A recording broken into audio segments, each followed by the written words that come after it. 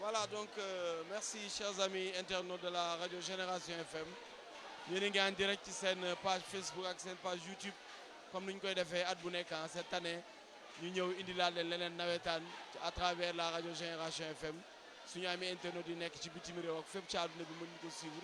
Donc nous sommes ici à Stade Aline Sitoé Diatta, ci zone 2R bu renouveau mooy woon Odegam.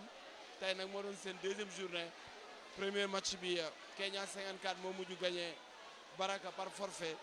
Ci deuxième match bi ñaari tali moom moo gagné ASC Mengo par 1-0.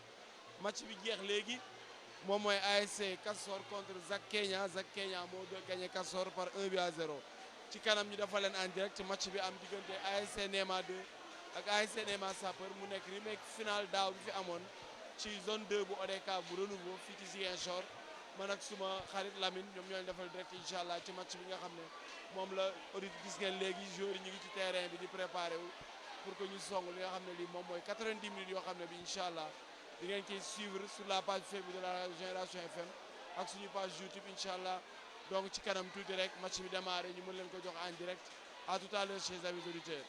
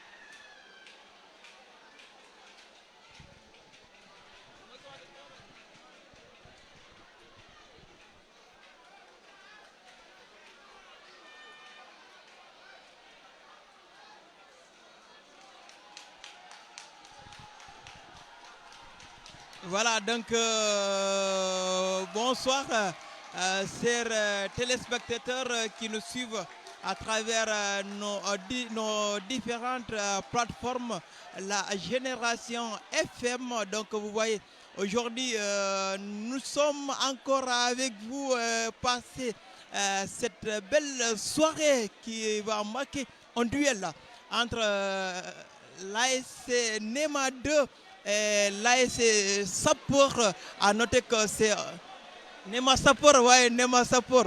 L'ASC Nema Sapeur a noté que c'est un duel qui ne sera pas du tout facile. C'est un match qui sera très discuté. Quelques minutes après, mon Chandao viendra apparemment sur les résultats de l'année passée. Parce qu'à rappeler que c'était les deux équipes qui avaient discuté la finale de l'année passée. Et voici, cette année aussi, sont rencontrés dans le même lieu, au stade Aline Sitoé Diatta. Certainement, l'histoire retiendra. Voici donc quelques minutes sera le coup d'envoi de ce choc entre l'ASC Nema 2 et Nema Sapeur. Voilà donc l'arbitre qui siffle, c'est parti. C'est parti pour ce choc entre l'ASC Nema 2 et l'ASC Sapeur. C'est parti pour le... Oui, l'ASC Nema Sapeur qui sont en jaune et l'ASC Nema 2 en noir. Voilà, donc c'est parti pour cette rencontre. Voilà pour l'ASC Nema. L'ASC Nema, voilà le potier de l'ASC Sapeur qui dégage avec un très long dégagement. Nema 2, le joueur de Nema 2, il se dégage. Attention, il faudra faire très attention. Il faudra faire très attention. Voilà donc. Rappelez que malgré la pluie, le public s'est déplacé. La couverture est pleinement de monde. Les supporters des deux équipes sont à côté. voilà, qui commence à faire de l'ambiance. Et certainement, on va vivre une très belle ambiance cette soirée ici au stade Aline Sitoé Diatta de Ziguinchor. Malgré que la pluie qui a créé un tout petit peu un défaut, un handicap, parce que sinon le stade allait être beaucoup plein que ça. Voilà, l'autre partie n'est pas aussi n'a pas aussi abrité que ça de monde. Voilà, c'est parti. La Néma Sapeur, le numéro 4 qui se dégage, il donne la passe de l'autre côté. Il part avec le ballon. Qu'est-ce qu'il va essayer de faire? Ah, c'est sorti. C'est sorti.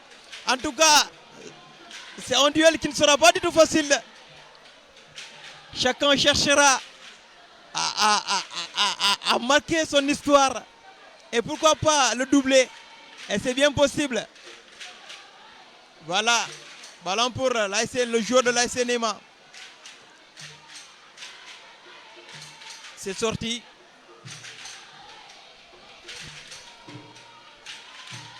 Voilà, c'est sorti. Il y a l'ambiance qui démarre dans les différents côtés. Oui. Ballon toujours pour Néma Sapeur. Il donne la passe, le capitaine qui donne la passe au numéro 14. Il a été intercepté à part arrière droit du camp de Néma Sapeur. Voilà. Un coup franc pour Néma Sapeur. Il dégage. Ballon pour le joueur de Néma 2. Il passe. Il gagne son ballon. Toujours Néma 2, le numéro 4. Qui fait un grand duel avec son adversaire.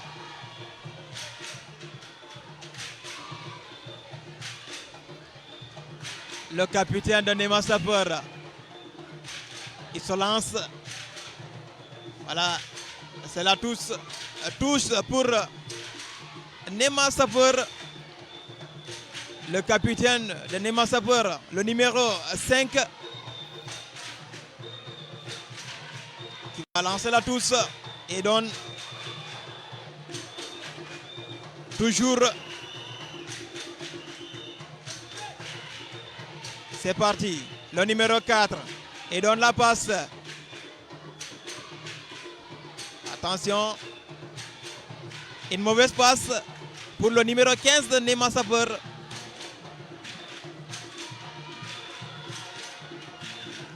Le numéro 12 de l'AS Néma qui va lancer la touche.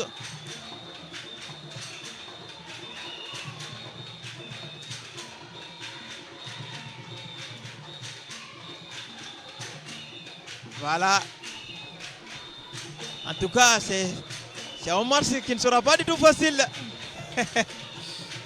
On note l'ambiance partout. Et la pluie qui tombe actuellement ici à Ziguinchor.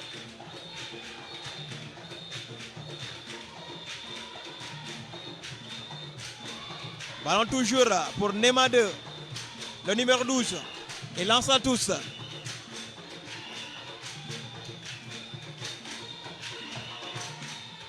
Ça joue très difficilement pour l'instant. Peut-être c'est l'effet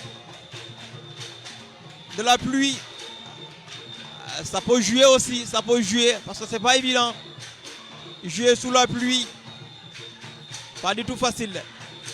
Le joueur de Néma Sapeur qui est au sol, il s'est levé. Voilà. Le capitaine qui lance la touche à son numéro 14. Ballon pour toujours Néma 2.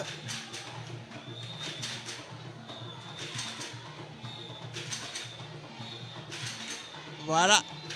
Attention, l'arbitre qui suit la faute.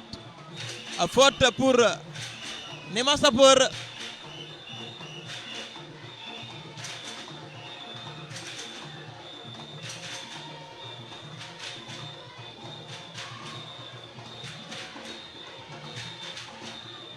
Ouais.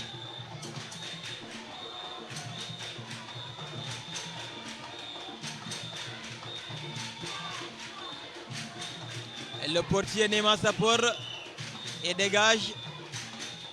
Un très long dégagement jusqu'au niveau de l'autre portier de Nema 2. Il donne la passe.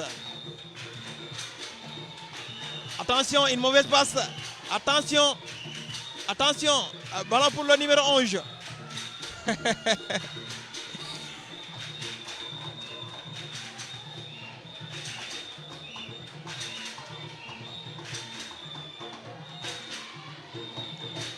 Note que le Nema Sapor qui est en train de bénéficier beaucoup de ballons pour ses premières 5 minutes. Toujours ballon pour Nema Sapor. Attention. Le numéro 14.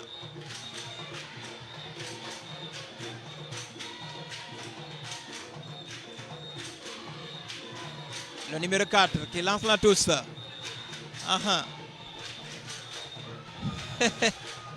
Faute. Faute. Faute pour Nema Sapor.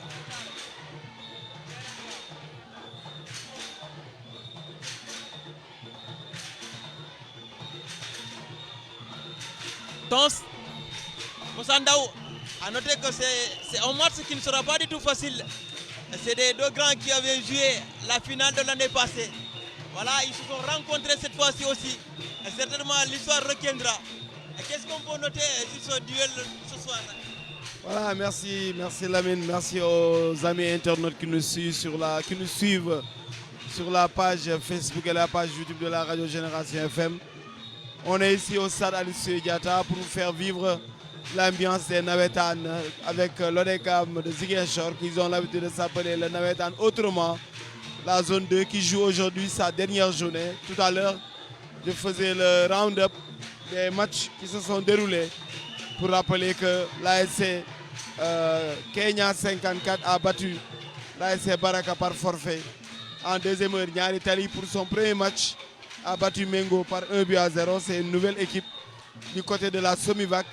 En troisième heure, Kassor qui avait gagné son premier match face à Diamoral a perdu face à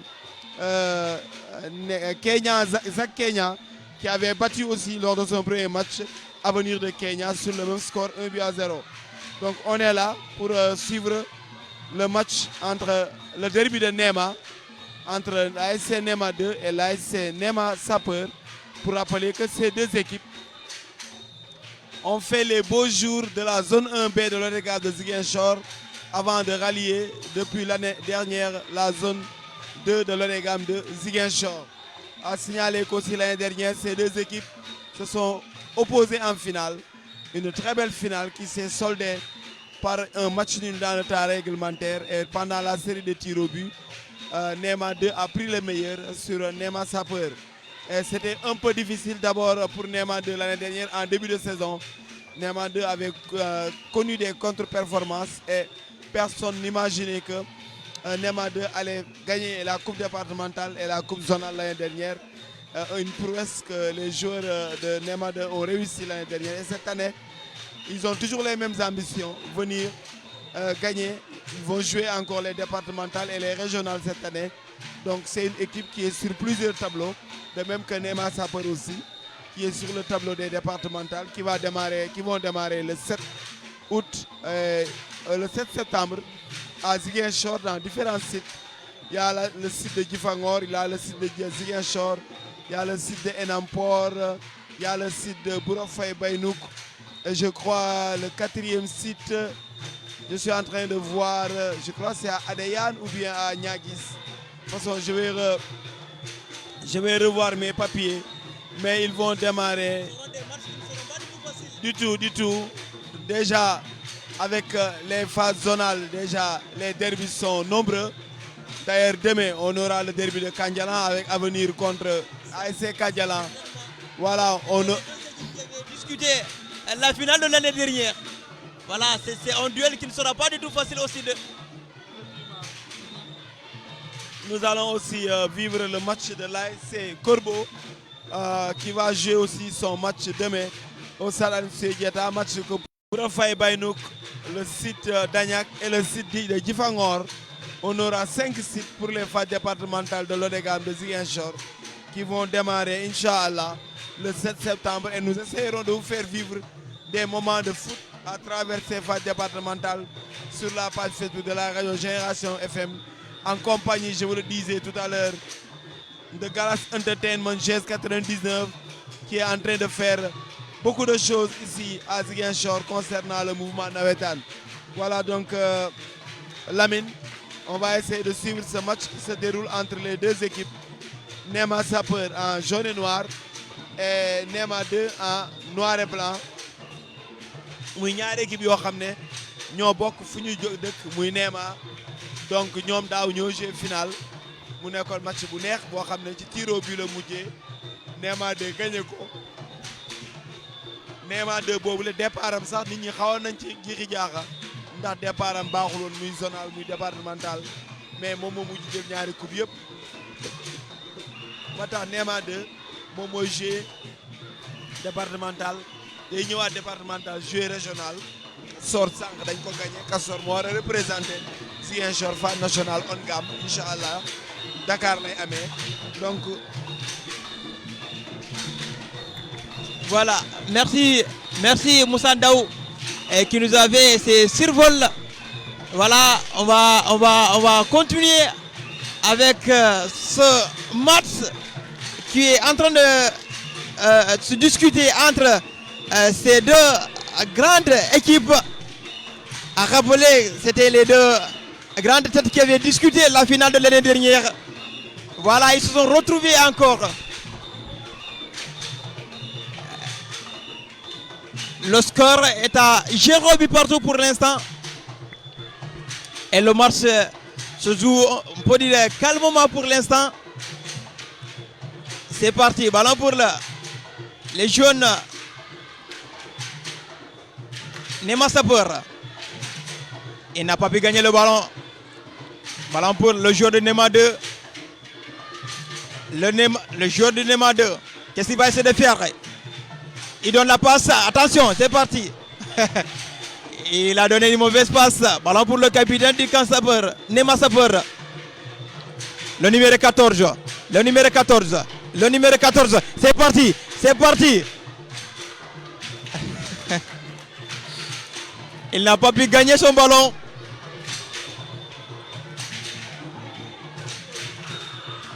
Le score est à 0 but partout pour l'instant.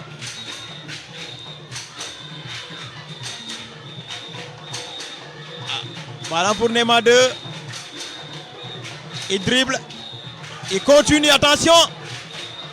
Pourquoi garder trop le ballon? Il faut donner la passe. Je pense que c'est l'essentiel. Sinon, on te trouve, on te crache. On va te cracher. C'est bien possible. Il garde toujours son ballon. Le numéro 10 de Nema 2. Il donne la passe au défenseur. Qu'est-ce qu'il va faire? Il se dégage avec un très long dégagement. Au duel entre le numéro 14. Attention, le numéro 14 de Sankasapor. Qui n'a pas aussi donné la passe. Il a cherché les poteaux, le camp. Corner finalement. Corner pour le Nema Sapeur. Corner pour Nema Sapeur. Premier corner. Le numéro 5 qui demande la passe.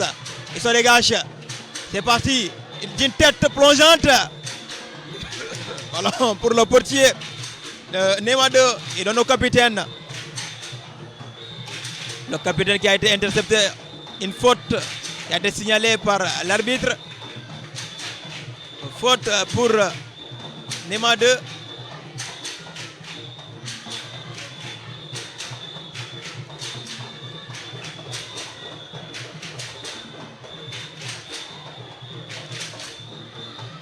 Le joueur de Nema 2 face au ballon.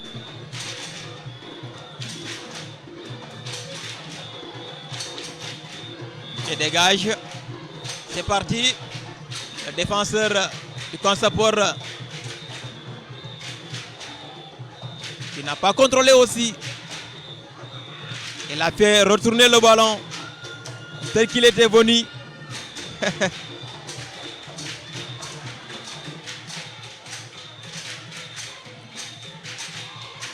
Tous pour Nema Sapeur. Il donne ça à son défenseur. Son défenseur qui dégage. Arrière droit de Nema à 2. C'est parti. Le numéro 10 le numéro 11 qui n'a pas pu gagner son ballon.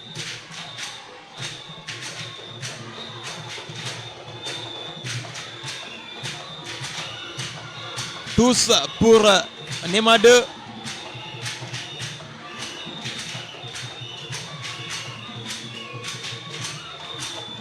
Le numéro 12 qui a fait sortir son ballon.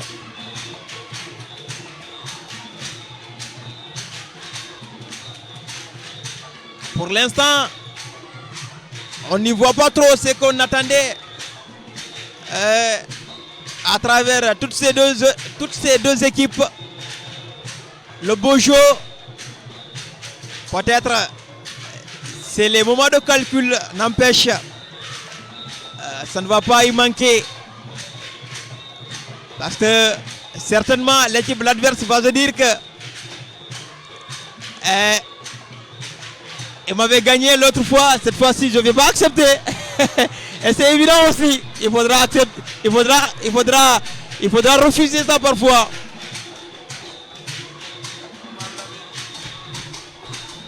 C'est normal, football lambatu la li ñuy wooyee round d'observation gars yi ku nekk da ngay xool ni mu gën a baaxee nga defee ko noonu. Donc ñu ngi ci fii di doxal te yàlla match bi bëri na ay gaañe. arbitre xanaa gisoo ko tëdd ci digg terrain bi joueur Nema 2 bi daanu ci terrain bi arbitre xanaa gisoo ko match bi bëri woon na trop waay diggante Nema 2 ak Nema Sapeur. waaye yéen ñi nga xam ne yéen a nekk suñu page bi di wax ay waxi mbëggeel dimbale leen ñu ci ñun dañuy seen nawetaan. Xavier bindel ma ay Aïda mi xaw ma ak Jessica mi waay ñun ci nawetaan lañ nekk dañu dimbale ku di worse moo xam ñun suñoo new ci.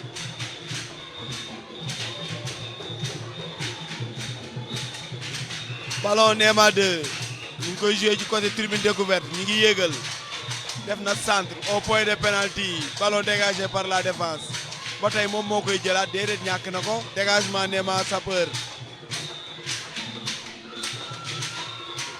waa Nema Sapeur a ngay dem ñoo ngi koy wuti génn waaw def na passe waa ji yeggul bàyyi na ko mu jàll pour gardien intelligent.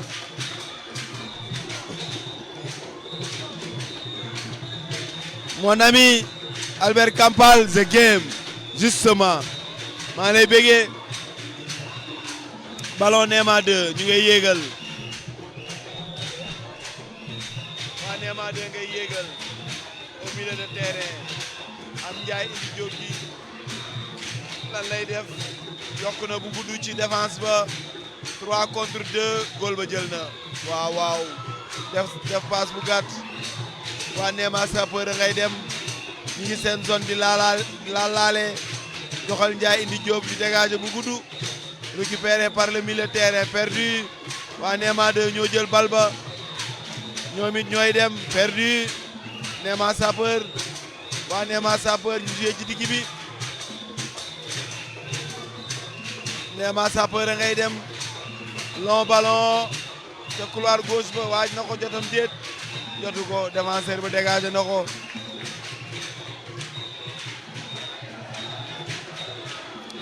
Albert maa la raw mon ami comment tu vas ana waa Mbour ana madame ñu ngi lay ziar Lamine boo xoolee Nema Sapeur seen football yëpp ci seen côté gauche la seen côté bële day dégaar ni même bu ñu attaqué sax du ñu am ku ñu jox parce que foofu du am kenn voilà côté bii lañu ëpp lu ñuy joué carton jaune. Abat dafa bari calcul pour l'instant. ñaar ñëpp la jox carton jaune. comme ay mbëri c'est comme des lutteurs qui se font attention. mais ñi mooy tante parce que ku ci jël bii xam nga ne dina jafe ci yow pour nga égaliser loolu moo tax.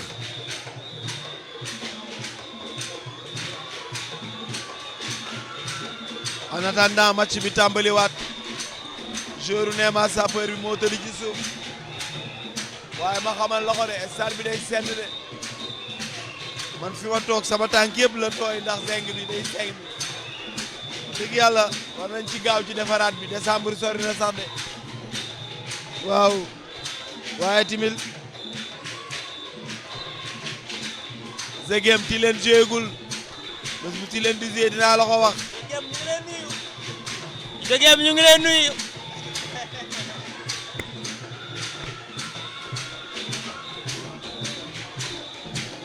match baa ngi noonu dégg ngeen ambiance bi Néma Sapeur ak Néma 2 les deux équipes bokk ci équipe bu Néma yi ndaxte am na Néma centre am na Néma Sapeur am na Néma 2 ñetti équipe a ngi noonu. Voilà madame Kampal on te salue depuis la France ñu ngi lay ziar bu baax a baax madame Kampal on te salue et on salue toute la communauté sénégalaise qui vit en France. Ballon Néma Sapeur mooy yéen waaye yow loola dal. Donc, il a mal tiré le ballon. Peut-être c'était pas son souhait, mais c'était pas ce que les téléspectateurs attendaient de lui aussi. Et le public apparemment. Mais ça y arrive aussi. Ça y arrive. C'est le football en tout cas. Parfois on essaye de faire du bon, baf. Les choses deviennent compliquées. On n'y peut rien. Mais néanmoins on cherche à faire du beau jeu. C'est important. Ballon pour Néma Sapeur. Néma Sapeur qui a été intercepté par le joueur de Néma 2. Toujours, il se lutte. Le joueur de Néma 2 qui gagne son duel. Il retourne le ballon vers son défenseur. Qu'est-ce qu'il va essayer de faire? Il continue, il se dégage.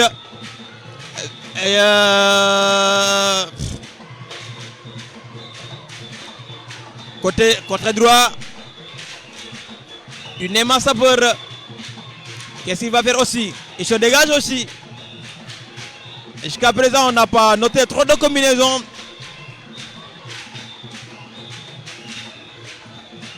Faute qui joue rapidement. Qu'est-ce qu'il va? Il donne la passe. Attention, c'est parti. C'est parti. Ballon pour Néma 2. Ballon pour Néma 2. Le numéro 12. Qu'est-ce qu'il va faire? Le numéro 12 de Néma 2. Ballon pour le portier de Néma Sapeur. Il n'a pas pu gagner son contrôle. Il a mal contrôlé. Le numéro 5 de Néma Sapeur. Il retourne vers son défenseur. Toujours. Il se dégage. Milieu de terrain du Néma 2. Le numéro 17 qui donne la passe au numéro 8. Hein. Le numéro 10 de Néma 2. Numéro 10 de Néma 2. Il donne sa passe. Il donne la passe. Ah là là. Ah là là. Qui a fait aussi une mauvaise passe. Ballon pour le numéro 14 de Néma Sapeur. Ils vont se dire que si le reporter n'a pas au point de suspension.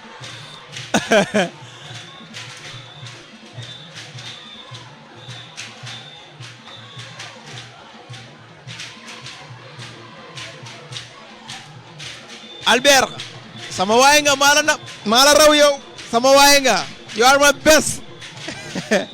maa ngi lay siyaar.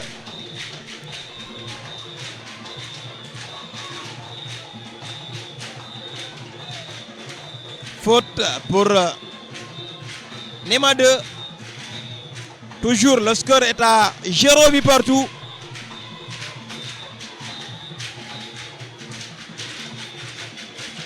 Faute pour Nema 2. Il fait un très long dégagement.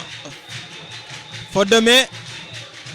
Le numéro 4 de Nema 2 qui a fait une faute de main. Nema Sapeur. Les deux joueurs, numéro 4 et numéro 13 face au ballon. Il tire. Très bonne combinaison qui finit mal.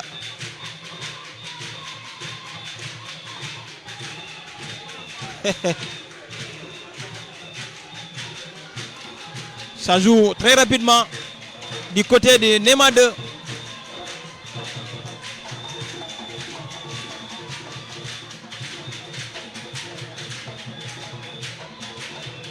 Arrière droit de Nema Sapor qui a bien protégé son ballon. Touche toujours pour Nema Sapor.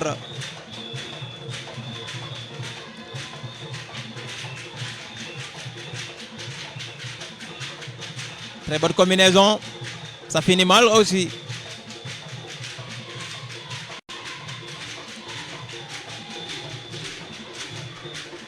À tous.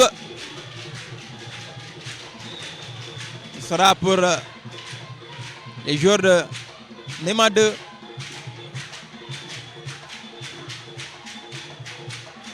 Encore.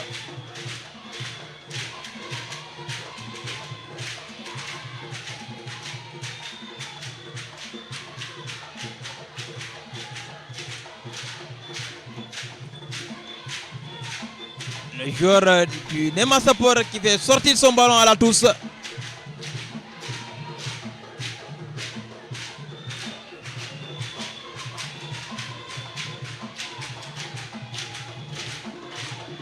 C'est parti. C'est parti. Le numéro 15 du Nema 2 qui a fait un très long dégagement. Ballon, le milieu terrain. Le milieu terrain de Nema Sapor. Il n'a pas pu gagner son ballon. Le numéro 11, Nema 2. Il donne la passe au milieu terrain. Qu'est-ce qu'il va faire? Attention, il a été interrompu. Numéro 4, du Nema Sapor. Arrière droit. Il dégage son ballon. Ballon pour le portier de Nema 2. Il donne très rapidement la passe à son défenseur.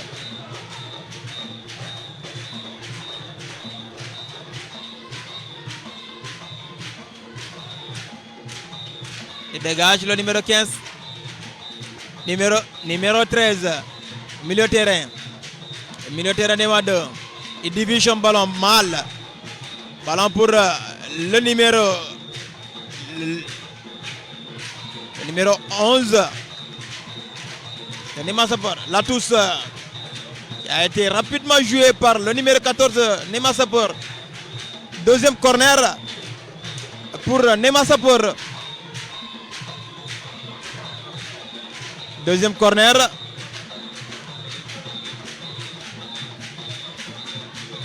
Il joue à 2. Le numéro 4. Et donne la passe au numéro 5. Numéro 11. Ah! Attention. Attention. Attention. Ballon pour Nema 2. Le numéro 11. Pour le numéro 12. Le numéro 10. Il se dégage. Attention le gardien. Moussa Ndao qui vous signale de l'autre côté, mais malheureusement, il ne va pas vous voir.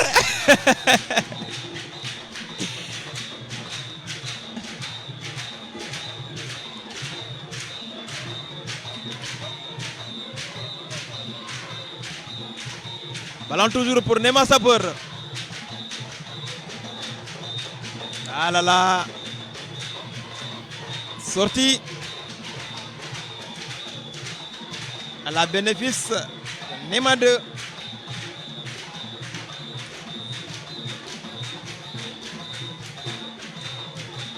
Qui va jouer avec son défenseur. Ballon pour le milieu de terrain. Et donne la passe à la partie gauche. C'est parti. C'est parti. Qui a été très bien intercepté par la défense de Nema Sapeur.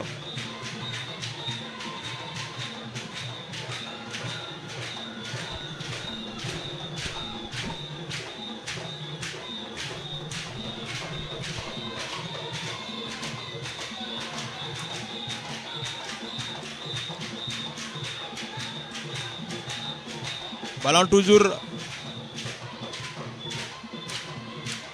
Nema Sapeur.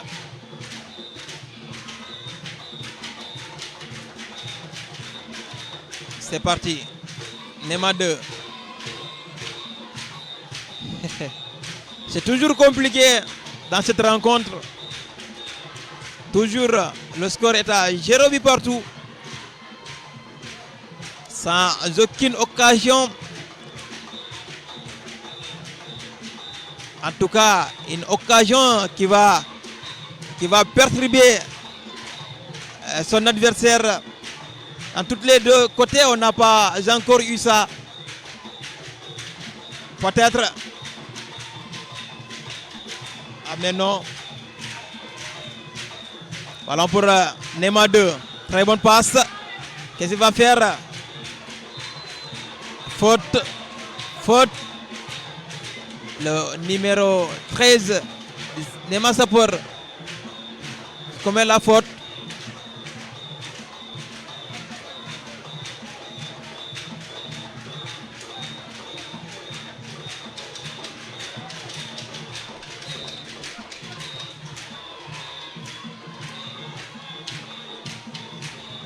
Ballon pour Nema 2. Le numéro 15 face au ballon. Il réclame ses joueurs de se mettre en position. Et dégage, c'est parti. Le portier qui s'est jeté. Très bonne sortie.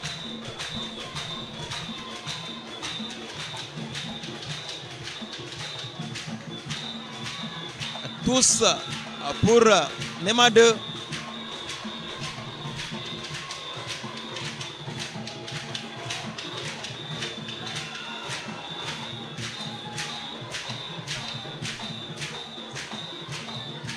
Ah non, c'est un corner. Premier corner pour Nema 2. Premier corner pour Nema 2. C'est parti. La tête.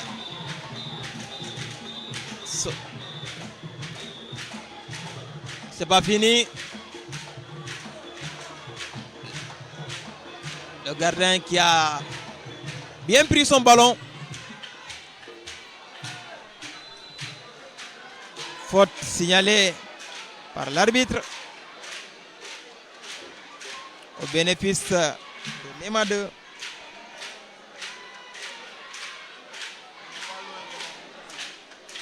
Voilà, Moussandao qui nous rappelle qu'on n'est pas trop loin de la mi-temps. Toujours le score est à 0 but partout.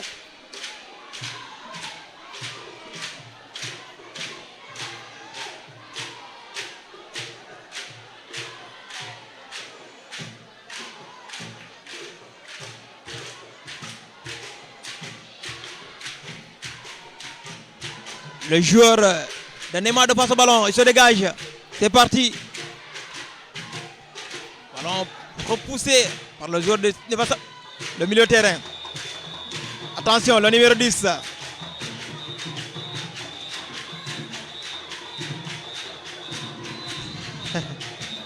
Faute. Faute pour Nema Sapeur.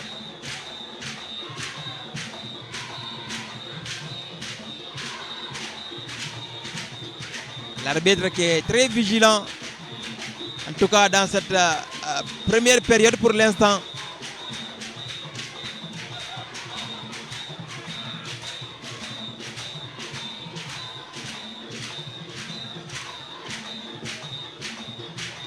Le numéro 4 de Nima Sapeur face à son ballon.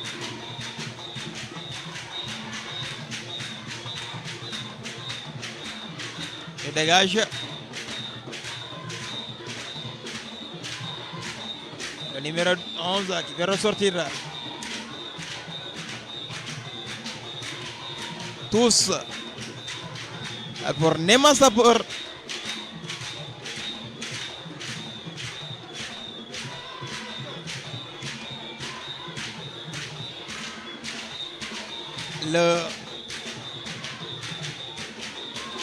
Le numéro 5, le capitaine de Nima Sapeur, en tout cas, qui est en train de faire un très bon match, surtout dans cette première période.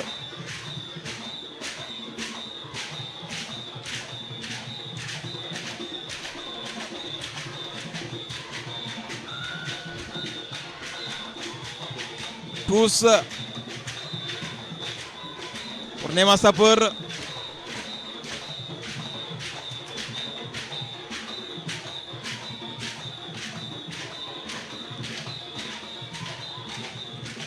Nima Sapeur toujours et donne la passe au numéro 4 qui n'a pas pu contrôler son ballon. Ballon pour Nima 2. Il se dégage, un très long dégagement.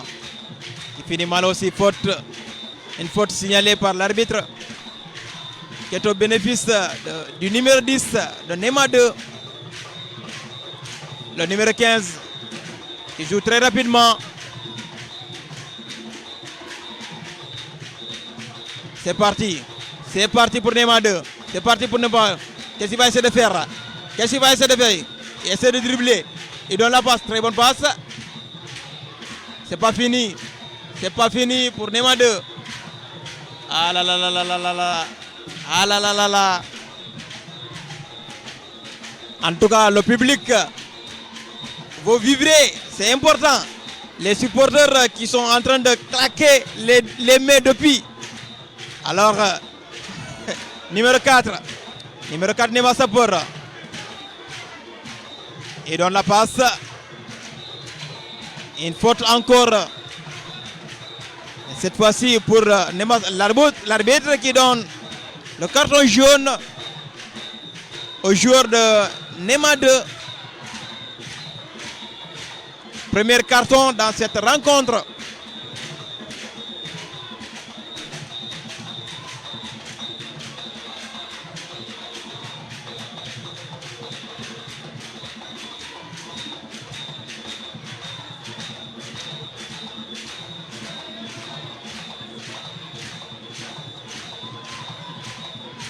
Les joueurs de Nima Sapeur, 3 joueurs face au ballon.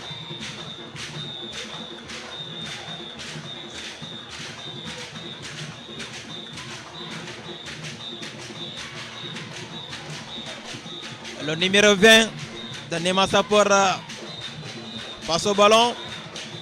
Il se recule, il se dégage. Ah là là là là là là là. Voilà, c'est la mi-temps de cette rencontre. 0 but partout entre l'ASC Nima 2 et l'ASC Nima Sapeur.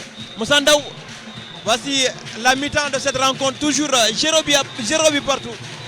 Voilà Lamine, waxoon naa la ko ne woon naa la première période bi round d'observation lay doon dina yàgg trop parce que ñaari équipe yi kenn bëggul jël but sa kanamu morom donc ñoom li ñuy bëgg mooy ku nekk di séntu di xaar sa morom def erreur pour nga yoxal su ko dugal te ñaari équipe yi kenn du may sa morom dara, raison pour laquelle bit mënagul a dugg moo tax nit ñi ba léegi sentiraguñu ne match bu neex lañ war a seetaan. Mais aussi tey dafa nekk journée bu spéciale aussi parce que tey Sénégal qualifié na CHAN après 11 années d'absence. Guinée éliminé ñu ñetti yoon Babis. Guinée éliminé ñu ñetti yoon tey Sénégal dóor Guinée tiro bi suñu doom suñu rak suñu jarbaat di Alioune Badara Fati ñu gën ko xam ci yooyu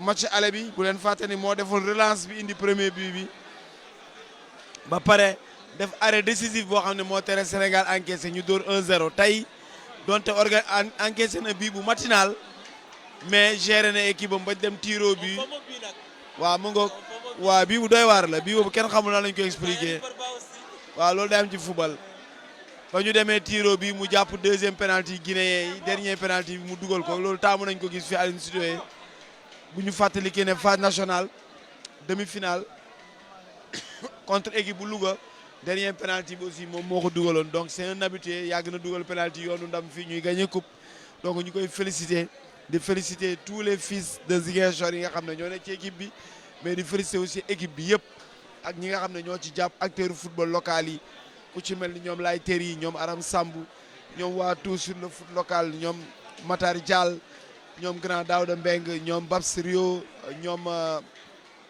ñoom Laye Ndaw ñoom général ñoom Papis Pap bu AS Pikine bàyyiwuñu kenn gaa yooyu yëpp ñu ngi leen di ziar ci jàpp bi ñu jàpp ci football local ba tey ñu war a dem CHAN incha allah en 2023 donc di wax ne rek football Sénégal fii lay déparé ci nawetaan bi kon na ci gars yi gën a may doole xoolal suñu lumière ñi ngi mel ni ñu taal ay sondel alors que war nañ mën a jouer ci conditions yu baax donc vivement que ñu defaraat stade bi mais aussi que mu stade Néma ñu tabax ko Pedro Gomis ñu tabax ko stade baa ngi senn donc c'est vrai que ñi ngi waaj projet defaraat stade bi mais nañ ko defar ci anam bi nga xam ne du demee waat nii parce que lii dañ ko defaroon mais mu ngi nii bu tawee nit ñëpp dañuy daw yéeg si kaw ndox mi day dal seen kaw donc comme am nañ projet aussi ak la nouvelle mairie ne dañuy tabax stade Pedro Gomis Jules François Bocandé yooyu yëpp nañ ko defar pour permettre à la jeunesse talent bi fi nekk mën a éclore mën a jar ngir mën a feeñ feneen parce que ñëpp xam nañ ne footballu Sénégal tey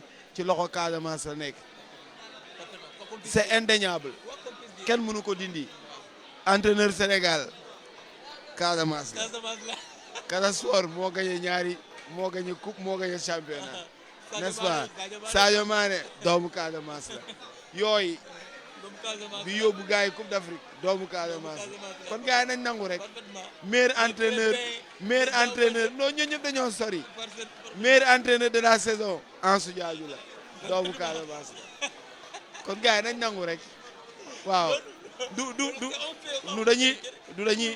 dañuy tiital gars yi de non du tiitaru de mais looloo am donc c'est une obligation aussi parce que si tu fais un très beau travail si tu on te paye si tamit loolu c'est pas mauvais loolu tamit loolu dara nekku ci loolu dafa bokk ci liggéey bi tamit dafa bokk ci liggéey bi donc ça te permettra aussi de s'efforcer aller encore beaucoup plus loin encore c'est parfaitement mooy fàttali gars yi rek ne seen nawetaan ren ak seen émission Génération Sport am nañ ku ñu jàppale ci ginnaaw ngir permettre leen ngeen di gagner ay t-shirt ay Lacoste ay casquette muy Galas Entertainment muy G99 incha allah émission yi da leen participer dina am ay jeux concours pour permettre auditeurs yi participer ci émission Génération Sport tous les dimanches de 10h à midi ak fii ci stade bi nawetaan léeg-léeg ñu ñëw indi ay questions laaj ko gars yi ku trouvé ñu yëkkati t-shirt may la wala ñu yëkkati casquette may la kooku yëpp ñu ngi koy def grâce à Fallou Silla ak groupe am muy Galas Entertainment ak G99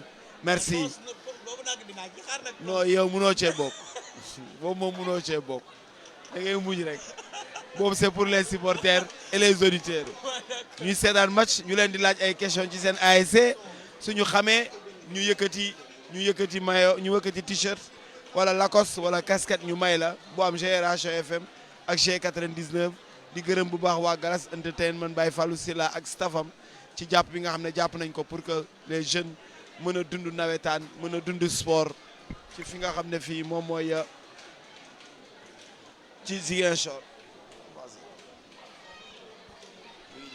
ci Ziguinchor donc voilà waaye yéen mënu leen maa dimbale ci ñii di wax waxi mbëggeel suñu page bi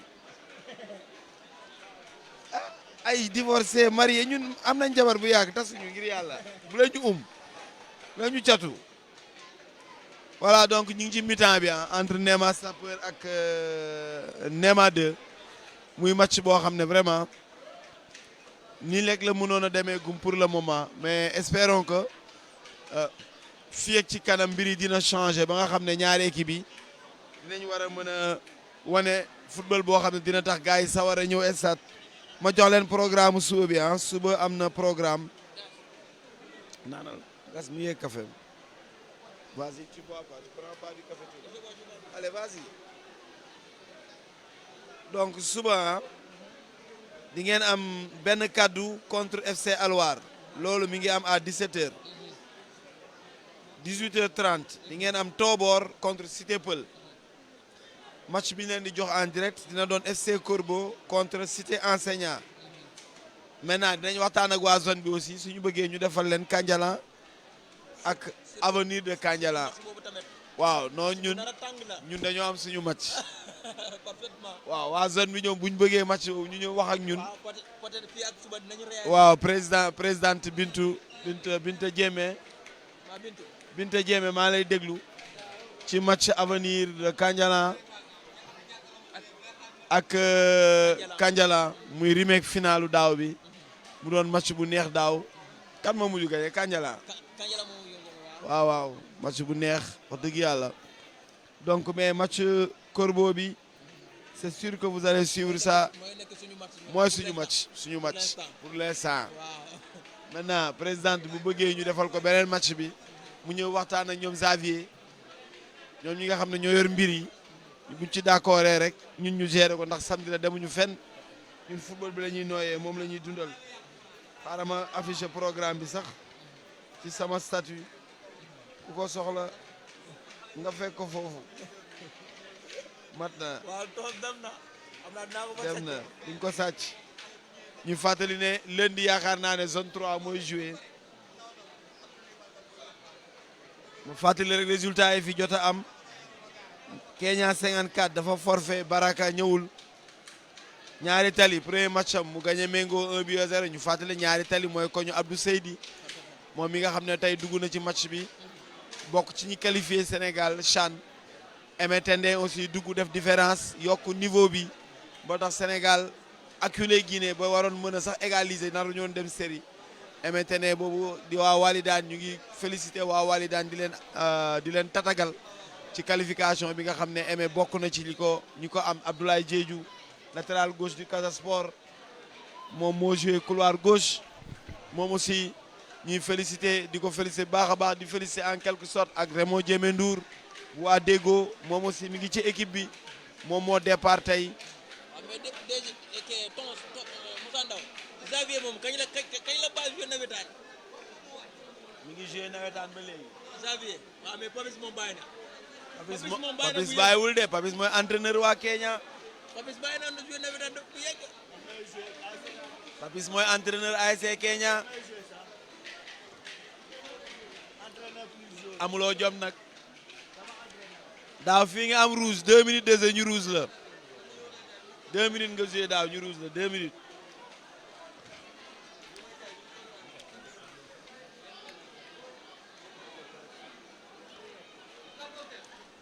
neexul ba neexul nag mais waa ji Xavier waa ji la mu waxoon li wolof bi waxoon gis naa ko de ndox mu tàng suukar see tax ñu koy naan café gi borom café gi suukar nanu waa mais billaay borom café gi suukar nanu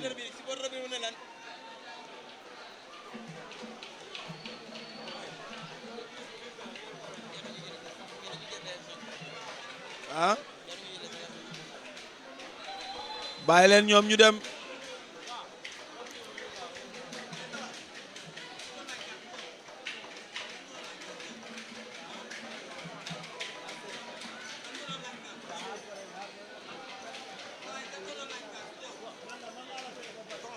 lan lañ fi indi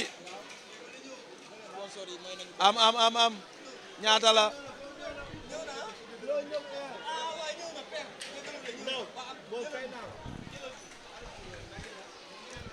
loo fi indi bonbon bii ban la Cavalli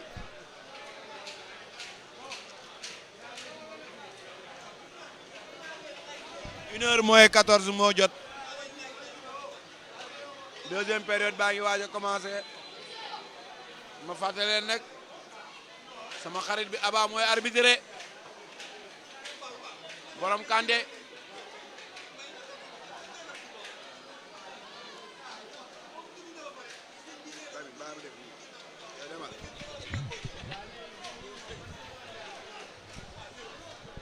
voilà Donc retour au stade Aline Sitoé Diatta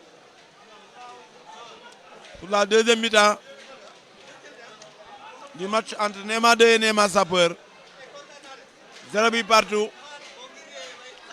On est à 13 minutes de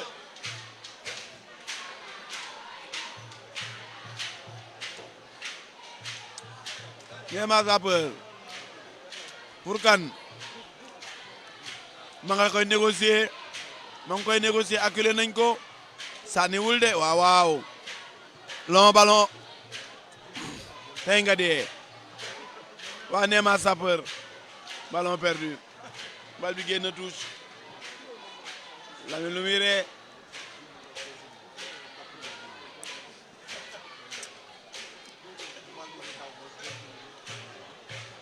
Bàyyi leen daanu yi ngeen jóg ñu fubal.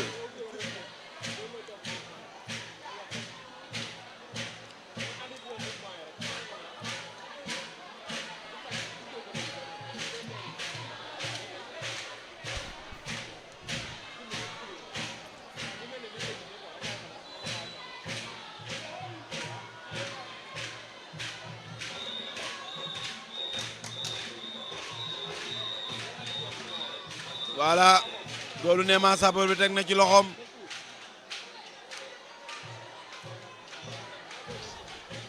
Xavier ñi nekk suñu page bi di jox waxu mbëggeel mënoo leen dindi.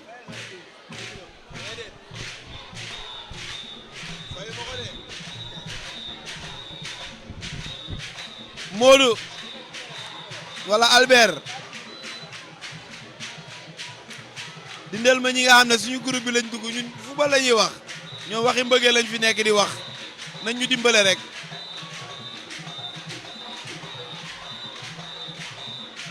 Ballon Néma Sapeur dans la surface de Néma 2, tête de la défense. Contrôlé toujours par waa Néma Sapeur, perdu. Ballon récupéré par waa Néma 2 dans le couloir. En infériorité numérique waaye ñu xool lu muy def. Ma ngi laax laaloo kan lay paas day dem hors-jeu. Sa waay xamoon ne da ngaa dellu si xanaa foofu nga yendu.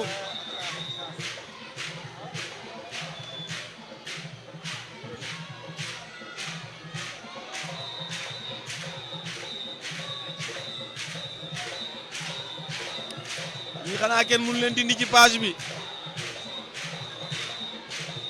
Ballon Néma Sapeur pour Kane récupéré par waa Néma 2 ña ngay doxal ñu yaatal bu gudd Kane mooy jël récupéré par la défense déedéet kay ni kay waaye day génn kay nga mënoo koo teree génn.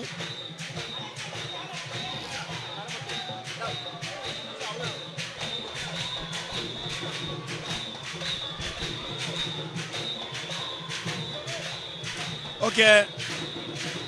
Ballon faute. Coup franc pour Néma Sapeur.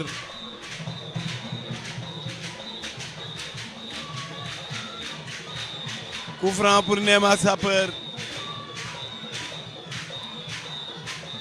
waa Néma Sapeur ñooy doxal ak seen numéro 4 nee na ko kaay jël si bal bi kaay ñu jouer long ballon dans l'axe central au point de pénalty.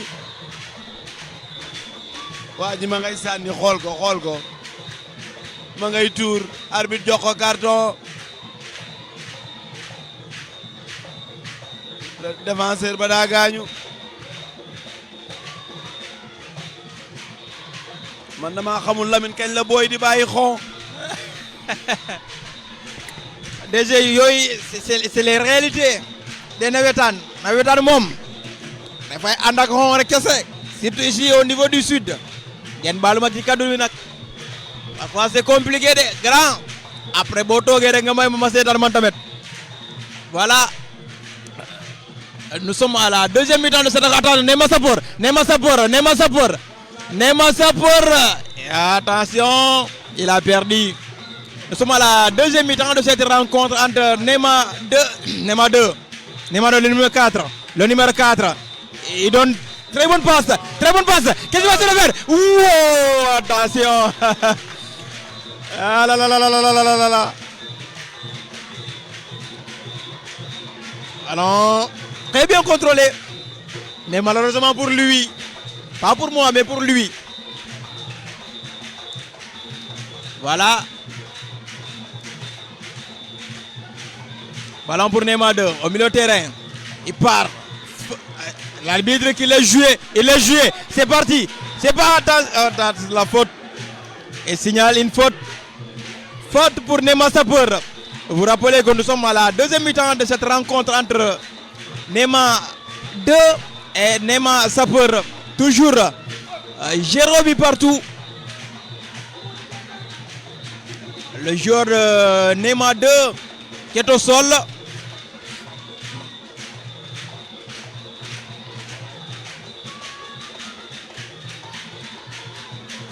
Le joueur de Neema 2 qui est au sol. L'arbitre avait laissé avantage. Voilà, il s'est relevé.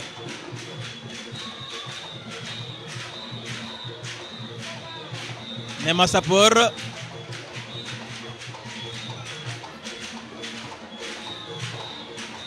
Le joueur de Neema 2 qui réclame des soins. Voilà un très long dégagement.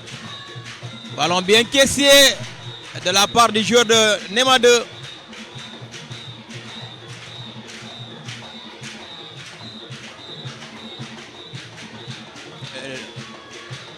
Le portier du Neema Sapeur qui fait un très long dégagement. Touche pour Neema 2. Mais le joueur qui conteste la décision de l'arbitre, il dit non, le numéro 10.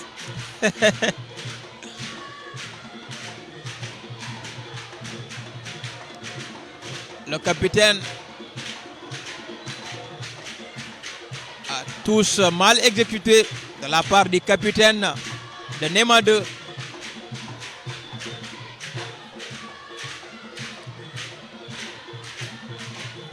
Il a mal joué. Le numéro 20 de Neema Sapeur. Il lance la touche. Oui, qui contrôle le numéro 4 qui contrôle bien ce ballon. Il est parti. Il fait un très long dégagement. Mais attention, attention, attention, attention. Attention, le capitaine numéro 5 qui est au sol. Il a été touché. Il a été touché.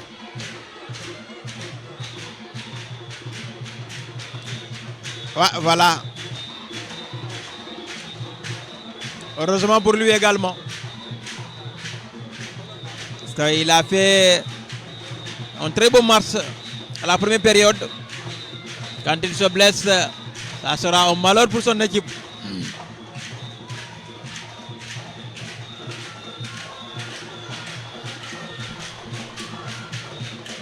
Toujours Jérôme partout.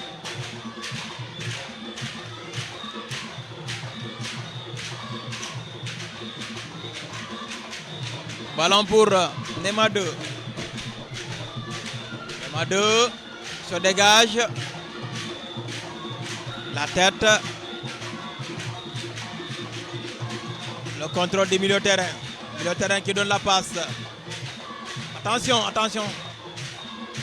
Une faute que l'arbitre n'a pas sifflé. Il a laissé l'avantage. Il revient à la faute ou bien, en tout cas, il a sifflé. Est-ce qu'il va revenir à la faute ou pas? On le saura tout de suite.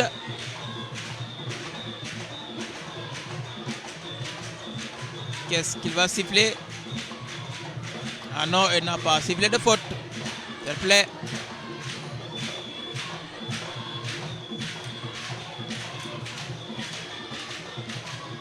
Voilà, ballon dégagé par le joueur de Neema 2. Le joueur de Neema Sapeur qui fait sortir son ballon à la touche. Le numéro 6, le capitaine de Neema 2. Se dégage, très bonne caisse. Pour la défense de Neema Sapeur. La touche. Numéro 6 toujours, le capitaine de Neema 2. Attention le numéro 4. Le numéro 4 dans les 18. Toujours. il reste courageux ce jeune homme. Il suit le ballon jusqu'à la fin. Et c'est ça le jeu. Il faut suivre l'action jusqu'à la fin. C'est important. Le numéro 6, le capitaine, qui lance la touche. Allons pour le numéro 4, toujours. Le numéro 13, numéro 4. Attention, c'est pas fini pour Nemado. C'est pas fini pour Nemado. Ballon pour le numéro 10. Il donne au numéro 6. Le numéro 4. Il donne ça au numéro 10. L'arbitre siffle hors-jeu. Hors-jeu.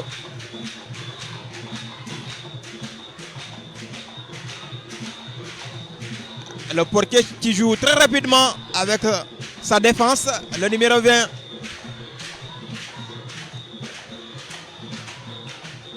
Numéro 4 de Nema Sapeur. Le milieu de terrain, numéro 14.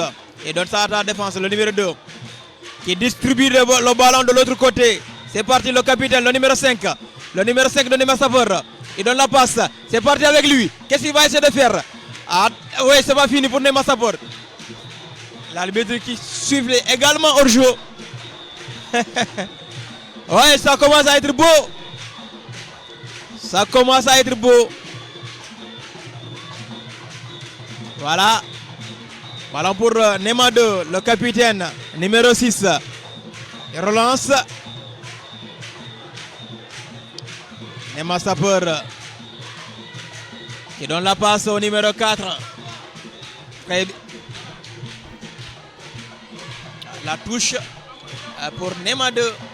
C'est parti. Le capitaine qui reste très efficace. Numéro 6, le capitaine. Il donne ça au numéro 13.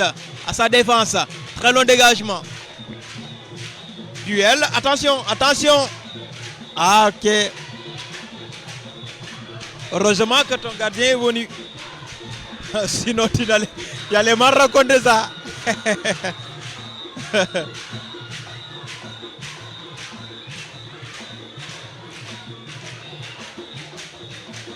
L'arbitre qui ne siffle rien.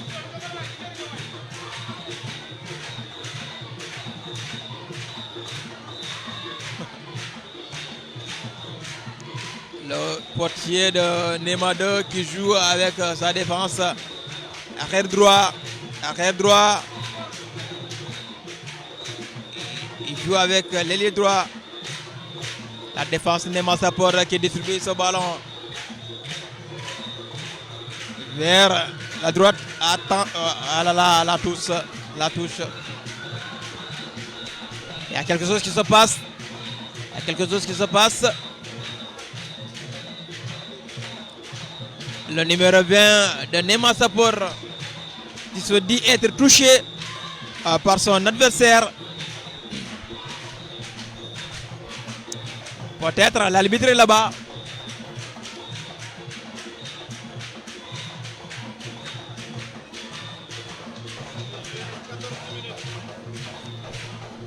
Voilà.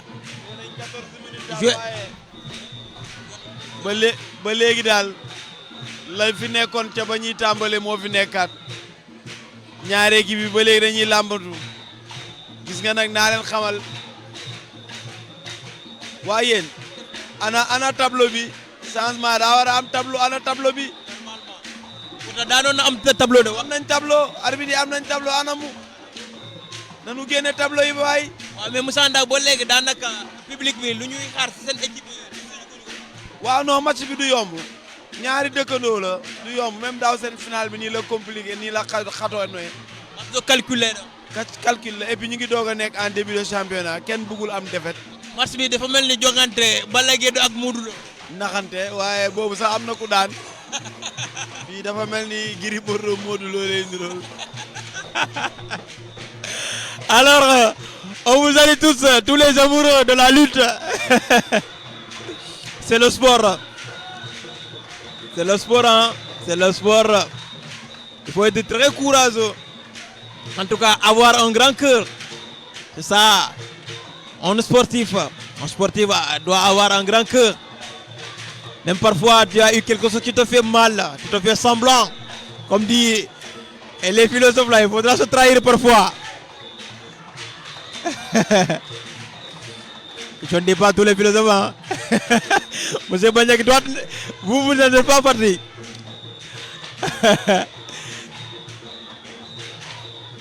Mon professeur que je salue de passage. Voilà. Un ballon distribué par le portier de Nema Sapeur. Arrière gauche qui fait un très long dégagement. Bien caissé le joueur de Nema, le milieu de terrain. Le capitaine, le numéro 6. Attention. Attention, numéro 4. Voilà, là, là. Tcha, tcha, tcha, tcha, tcha. Ça fait mal. Ça fait mal, ça fait mal. Ça fait mal. Ça fait mal. Il y a quelque chose qui se passe. Il y a quelque chose qui se passe. Le joueur de Nema Sapeur qui est au sol. Qu'est-ce qui s'est passé? En tout cas, il se réclame d'avoir eu du mal.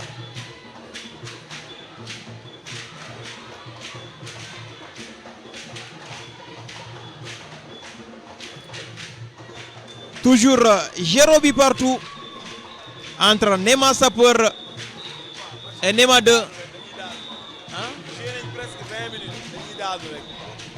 Donc 20 minutes moo des pour match bi jeex. En tout cas, 0-0 wala bitu dernière minute moo fi dugg. En tout cas, LOL, c'est une analyse à faire très attention, à noter aussi.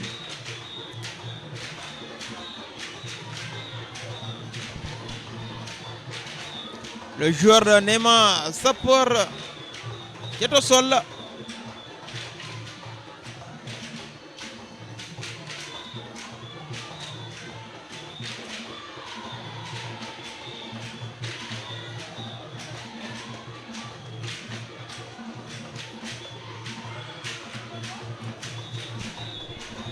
Voilà.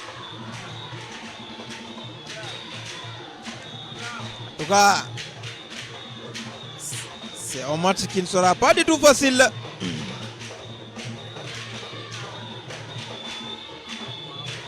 C'est Kosumare. Nous vous remercions aussi.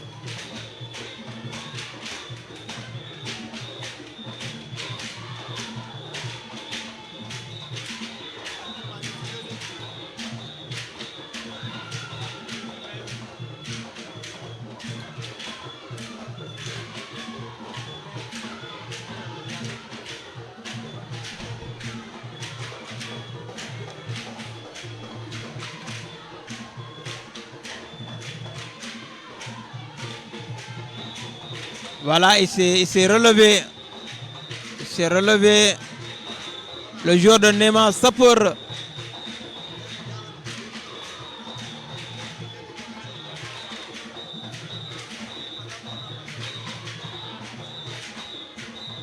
Ah là là.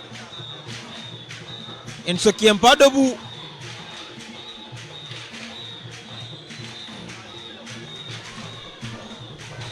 Parfois, c'est des choses qui font très mal. Hein?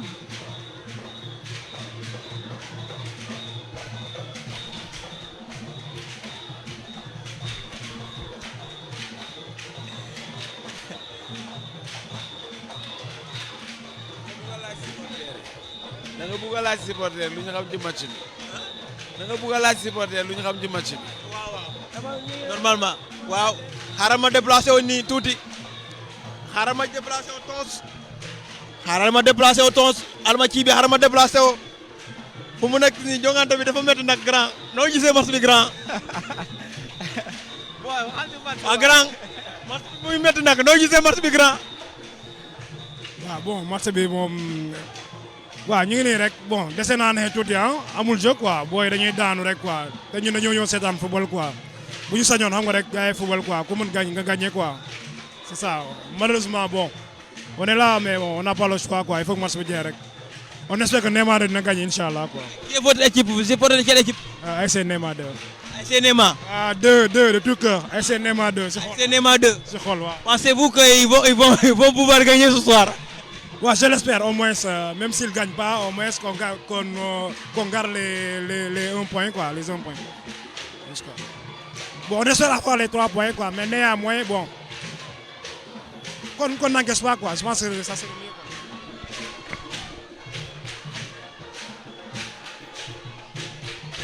Voilà grand ñu ñëw côté bi ni tamit parce que fu mu nekk nii dafa metti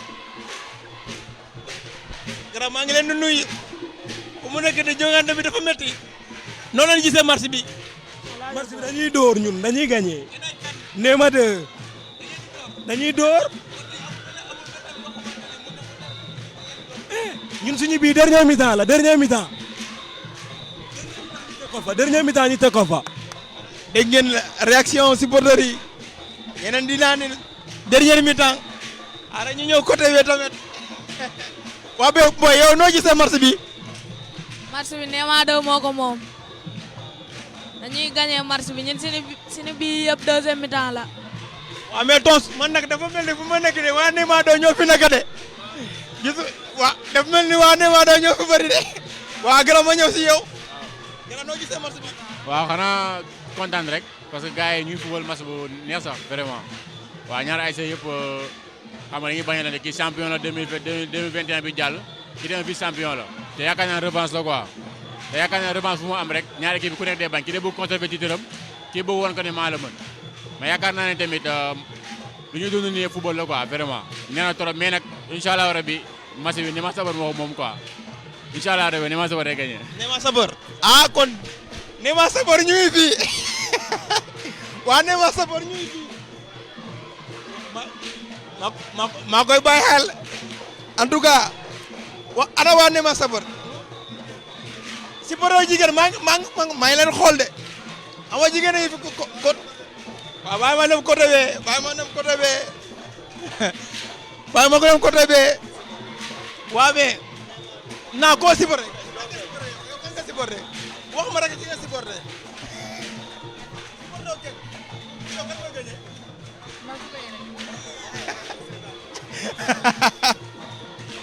waa xaaral ma ñëw toog nii sëñ bi maa ngi leen nuyu.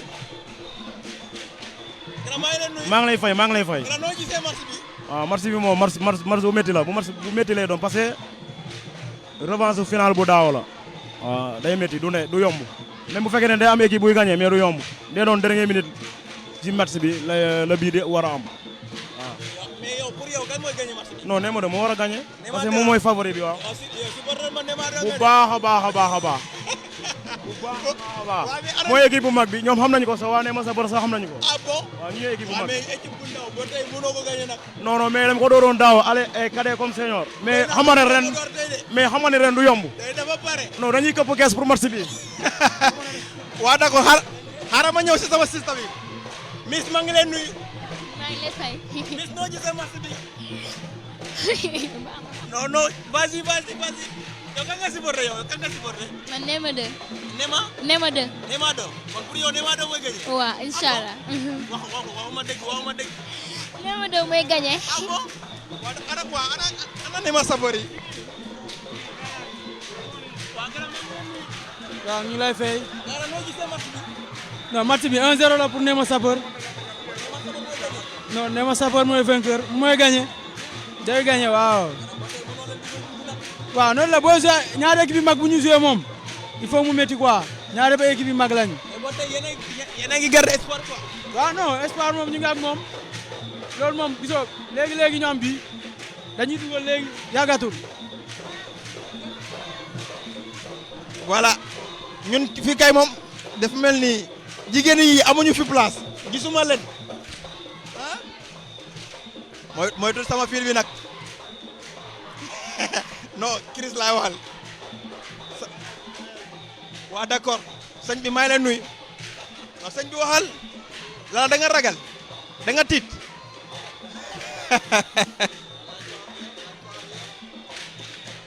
tons Moussa Ndaw dafa mel ne xale jigéen yi côté bee la ñu nekk mënuñu déplacer ba fee mënuñu yegg foofu noonu voilà attention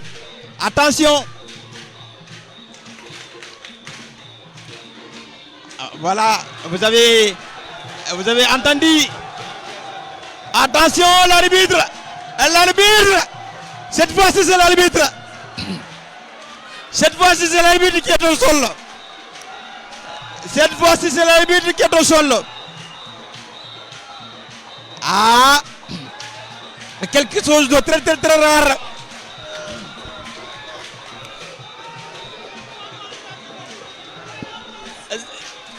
Cette fois-ci, ce cours-ci, ils sont partis chercher l'arbitre pour savoir dans quel état il faut se retrouver. te bu ko bal bi dalee cisternam day aj noy bi quoi. bal yi tamit ay. waaw non bu ko dalee ci fenn foo xam ne fii day fatt noy bi c'est normal que arbitre bi flanché parce que bal daf ko bett bu ko fekkee muy noy day fatt noy bi bon espérons que dina jóg ci jàmm quoi sama xarit Aba dara waru ko dal. En tout cas, c'est comme ça. Hein? Si l'arbitre ne siffle pas, il n'y aura pas match. Heureusement qu'on peut changer l'arbitre aussi. Mais on ne souhaite pas arriver à ce stade-là. Parce qu'à changer l'arbitre,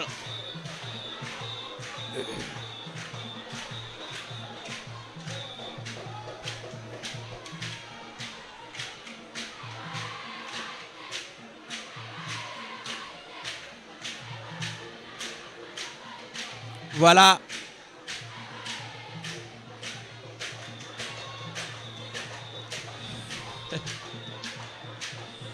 Et pourtant, les arbitres assistants, ils étaient partis chercher l'arbitre central pour savoir dans quel état il peut se retrouver. Heureusement, il s'est relevé. Ça y arrive.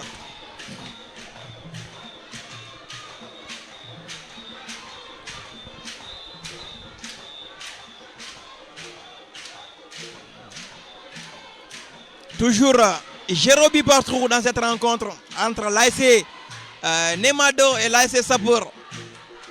Vous avez entendu les différentes réactions des différents supporters qui se disent on but à 0, 2 buts, etc. En tout cas, le peu de temps qui reste nous jugera qui aura raison ou pas.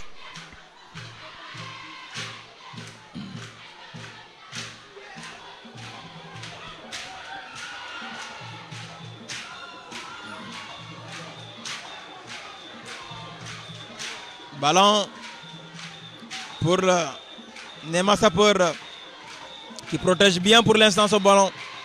Attention, attention, attention. Très bonne passe. Ballon pour Nema 2. Nema 2, le joueur de Nema 2. Le joueur de Nema 2, qu'est-ce qu'il va essayer de faire? Il donne la passe, mauvaise passe, mauvaise passe. Toujours, c'est pas fini. C'est pas fini, il se relance. Il se relance, attention, attention. Attention. Heureusement pour Nema Sapeur. Le portier de Nema Sapeur qui était très bien armé aussi à attendre ce ballon.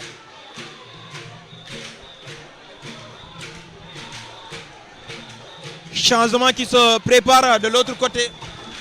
Voilà, donc li des bareetul ci match bi. Joué nañ daanaka 34 minutes. li des bareetul daanaka.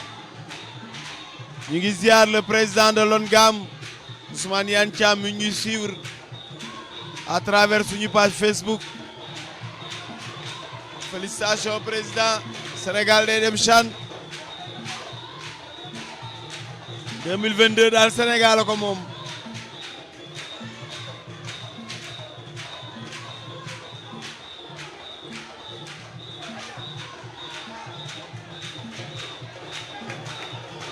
Ballon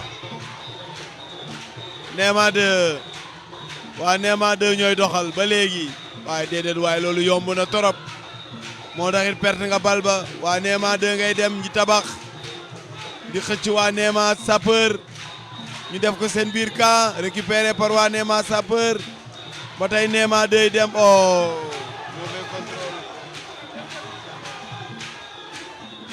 mauvais contrôle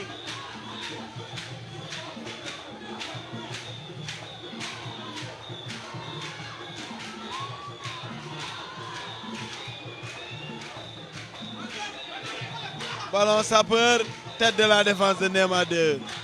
Contrôle, waaw waaw wàcce ko lan lay def passement foofu du yoon bi contre na la loolu dafa yomb joueur bi tëddaat na cey yàlla ñu ne tëdd yi moo yàq match bi kookal la Arda sama waay la tontu naa ko maa ko tontu ci suuf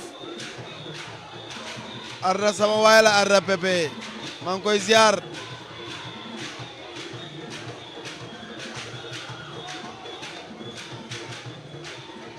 Sékou Mass demal tëddi guddi na mon ami et frère Sékou Mass Diémé depuis suku papaay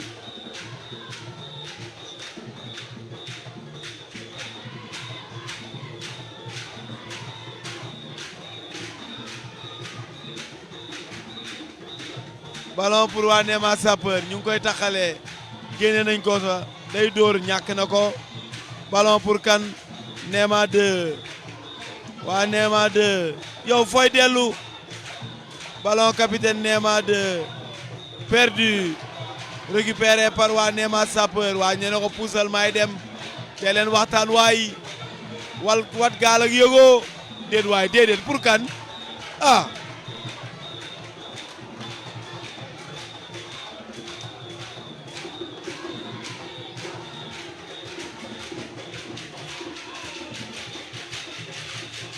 ba tey 0 bi partout li des bareetul ballon Néma 2 changé nañ ko góol ba jël na bal ba relance ñu doxal waa Néma 2 ngay dem waa Néma Sapeur lay wax ña ngay dem ña ngay dem récupéré par kan perdu ballon Néma 2 dafa mel ni bit ba yow koy paas daa mel ni bit ba ngay xeeñ de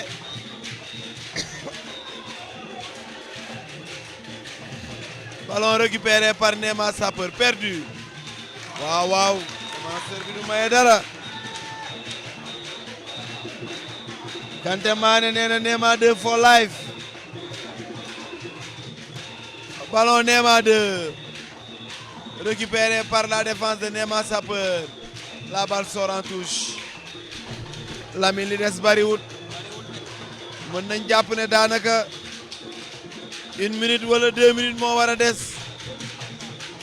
man touche bi mësuma koo gis non waxoon naa la du yomb entre ñoom ñaar ay wujju lañ waaw souvent seen match ñoom ñaar noonu la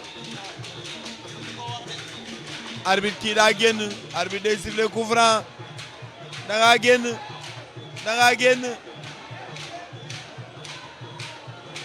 ngaa génn kooku arbitre touche la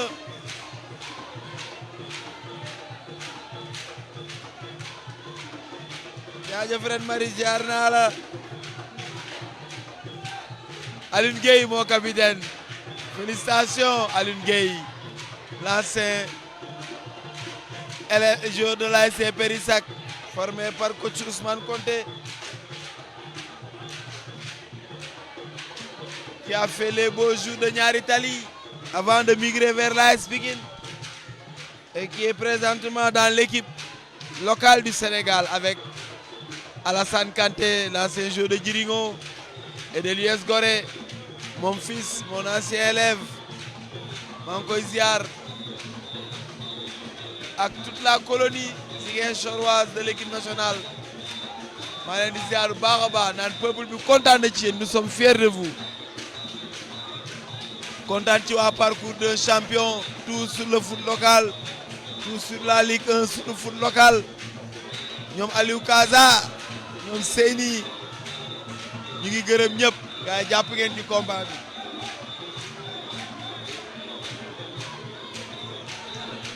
ah Lamine coup franc bi baax na.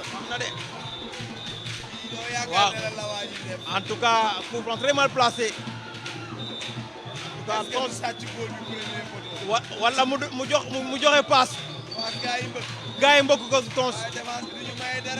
ah tons est-ce que du passe. ah tons. waaye kii kan la yeb. kii kan la yeb. mënu ma ko ne yëpp tuune la mais daa nuraag ak du yëpp tuune nag. non kii daf ñoo yem.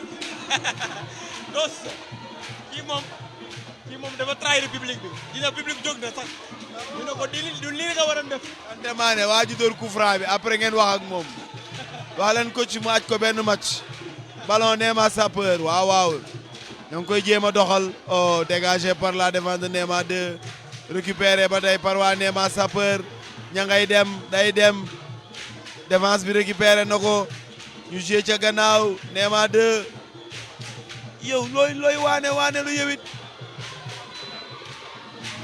coup franc pour Néma 2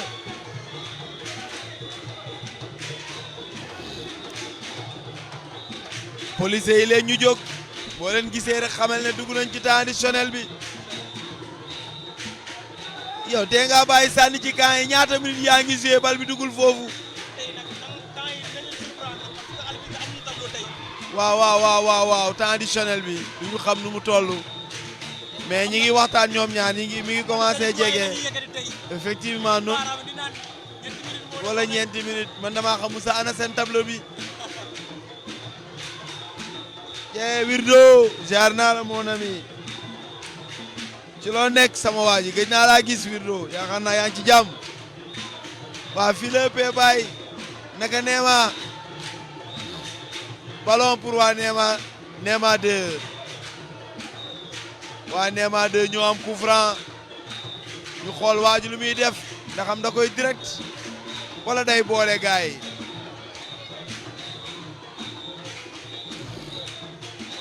ballon mooy yéen kii daal ñi nag daanaka pare wuñu ba léegi puis supporter lu ñu yaakaar ñu yëpp en tout cas je ne pense pas moi personnellement lu ñuy ne dernière minute ba tey mooy loolu nag boo may jiwee ci 0-0 la ñuy mujjee de ballon waaw taakale nan ko ñu def ci côté bële kan mooy jël day génn oh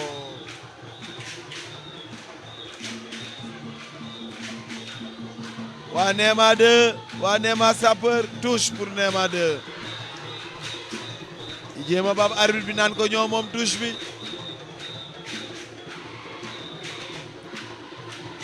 merci Gassama Moustapha ziar naa la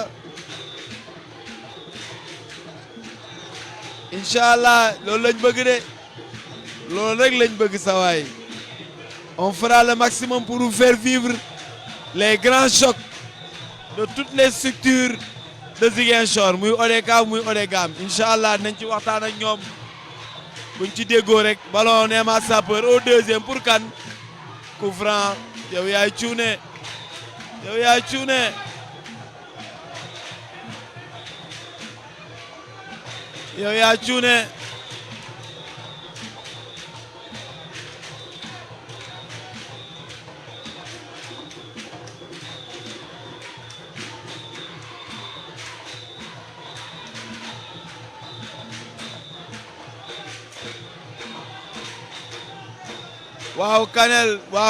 Kanel nag tableau bi Kamal Kanté tableau bi ñun gisaguñ ko xamuñu lan moo tax tey arbitre yi indiwuñ seen tableau parce que bu tableau bi nekkul liggéey bi du yomb mais on gère avec les moyens du bord am nañ tableau nag moom dama xamul lu tax ñëw rek waaye am nañ tableau ballon Néma 2 oh waa Néma Sapeur ngay doxal tey joué nañ 4 match ñaari bii ñoo dugg non 3 match lañ joué ñaari bii moo dugg moyen bi baaxul ballon Néma Sapeur on dégage ña ngay dem ma ngay dem crochet extérieur waaw kii xanaa rakku Messi la ma ngay dem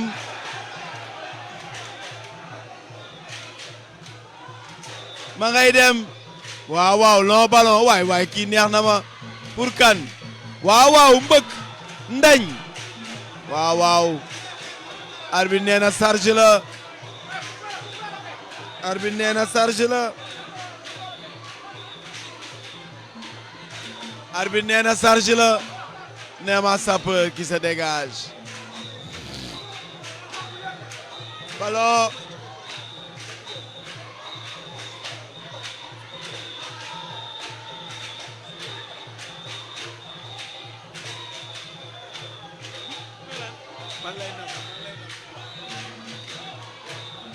Ballon pour waa Néma 2. las bali lañ tollu. daa mel ni gars yi 45 minutes la ñuy joué. moom la ñuy joué tête de la défense. waaw waaw. ballon Néma Sapeur. waa Néma Sapeur la ngay dem. kon 45 minutes la ñuy joué. 40 minutes la ñuy joué. ah arbitre de touche bi dem na arbitre bi 4e arbitre bi dem na wax ak policiers yi. ñu ngi leen xoo temps additionnel bi lañ nekk. ballon Néma 2. waa Néma 2. perdu. jaajëf Kamal. fii la ëppee mais respect mon frère. di bëggee yéen ñëpp ñi nga xam ne yéen a ngi nekk ci Facebook bi ñu suivre. ñi nga envoyé seeni message bëgg nañ ci yéen ñëpp. ñu ne yéen ñoo ko bokk. te nii lañ koy jàppoo ba nawet bi jeex. match yi gën a am solo. ci ODCAV ak ODGAM yëpp incha allah dinañ leen ko may ngeen di ko seetaan en direct suñu page. ballon Néma 2 en touche génnul en kay bal bi génn na. touche Néma Sapeur. ballon Néma Sapeur. perdu récupéré par waa Néma 2. waa Néma 2 ñooy dem. long ballon dans la défense. récupéré par qui toujours Néma 2. waa Néma 2 ña ngay doxal. gis nga ko léegi match bi jeex ñu ngi ci temps additionnel bi. boo gisee way takk der yi jóg rek nga xam ne ñu ngi ci temps additionnel. arbitre nee na match ba jeex na ni ma la ko waxee woon match ba jeex na.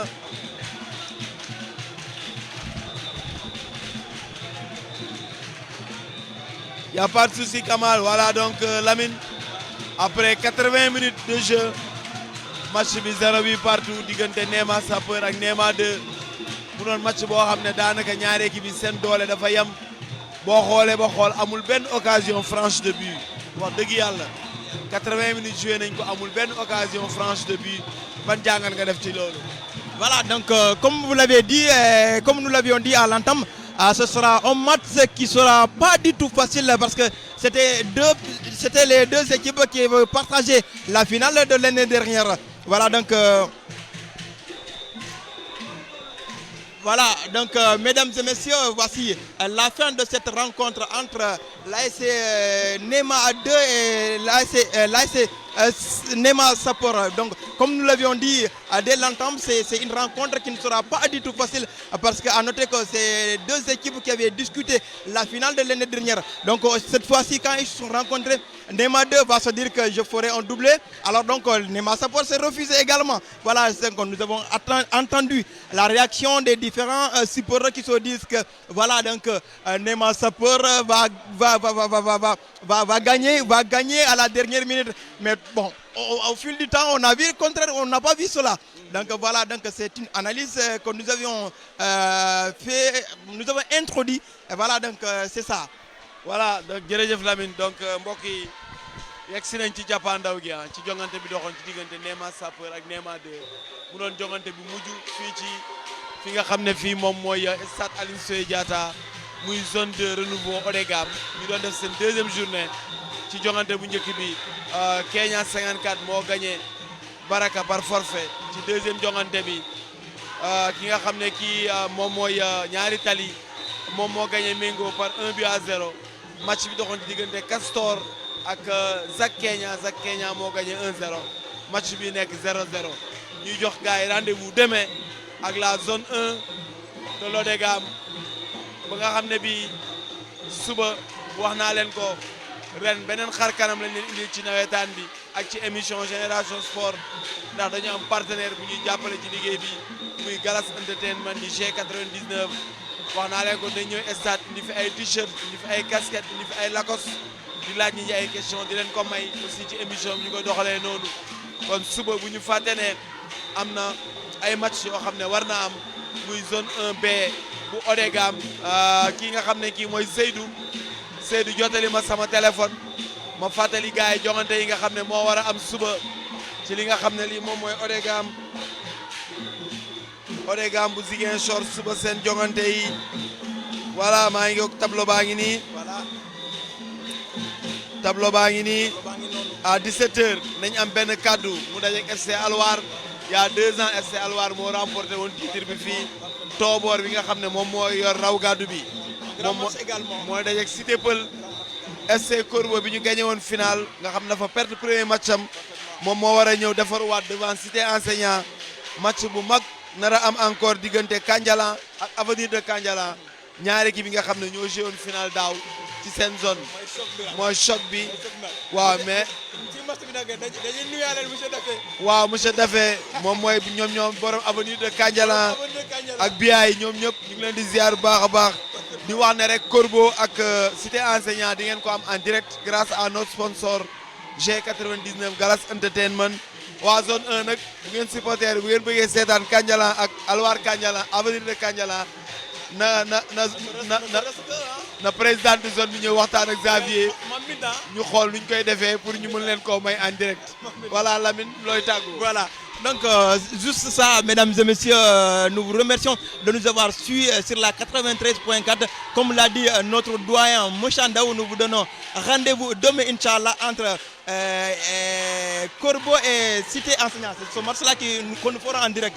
Et également le choc attendu demain entre Kandialan et Avenir de Kandialan. Nous vous donnons rendez-vous demain, Inch'Allah. Mochandaou, merci beaucoup. jërëjëf Lamine kon mbokk yi ni loolu ko Lamine waxee rek noonu lañ koy tënkee ñu ngi leen jox daje suba fii ci stade Aline Sitoé Diatta ba pare ñu leen di wax ne na ngeen di wéy di suivre seeni programme sur la 93.4 ci suñu page Facebook suñu page YouTube ak rajo bi ak suñu page Instagram di bëggee ñi nga xam ne tey ñoom lañu àndoon ak ci liggéey bi ngir mu mën a sotti